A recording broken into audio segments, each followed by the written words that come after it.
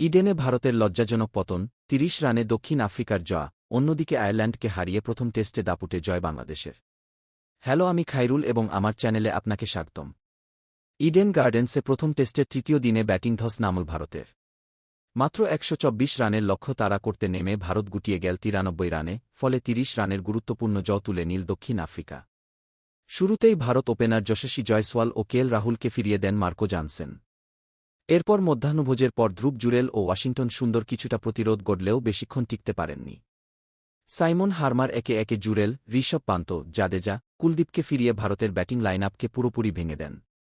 শেষদিকে সুন্দর ৩১ রানে প্রতিরোধের চেষ্টা করলেও আদেন মার্করাম তাকে আউট করলে ভারতের হার অবশ্যম্ভাবী হয়ে যায়।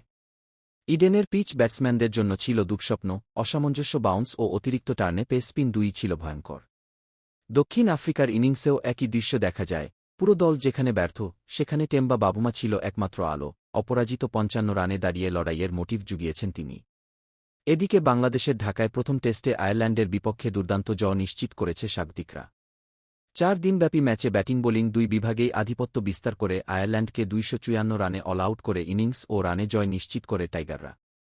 অ্যান্ডি ম্যাকব্রাইন লড়াইয়ের চেষ্টা করলেও বাংলাদেশের স্পিন আক্রমণের সামনে বেশি দূর যেতে পারেননি আইরিশ ব্যাটাররা।